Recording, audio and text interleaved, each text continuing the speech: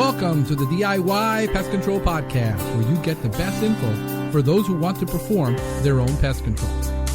The DIY Pest Control Podcast is brought to you by Nature Pest. Nature Pest has been providing the finest in commercial and residential integrated pest management for structural, lawns, trees, shrubs, and mosquitoes with better control and less contamination at an affordable price. For more info, visit us at naturepest.com.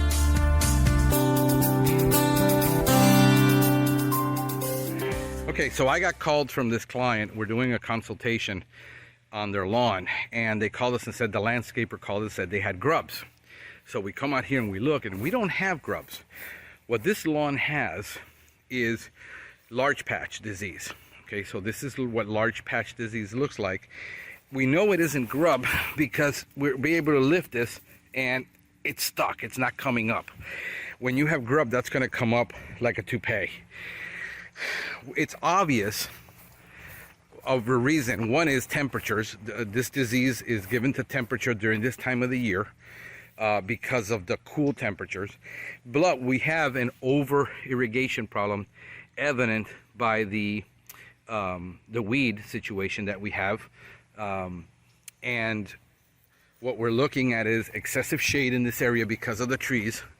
So you have a combination problem of excess water, the disease being triggered by the temperatures, and then it's being exacerbated by the amount of water feeding the disease and secondary root rotting and other issues. So the issue here is going to be treat it, put it on a program every month, because when we have diseases, we cannot treat diseases as they occur. We have to be on them because this would be 2 to 3 weeks. You know, this could be completely eaten up by this disease. It'll start small, like these little patches, then the little patches unite, and then you start getting the larger patches in the area. So this is what, when we do a consultation, why we do it. The cut is terrible on this lawn.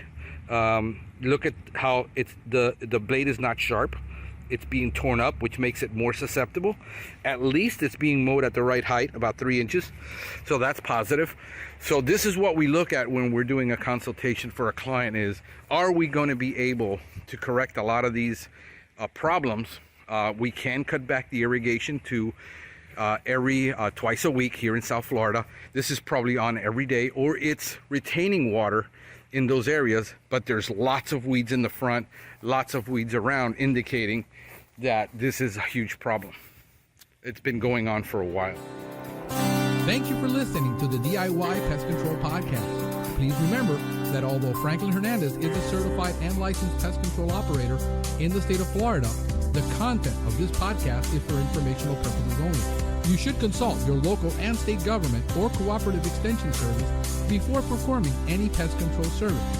Remember to always read and follow label directions because the label is the law.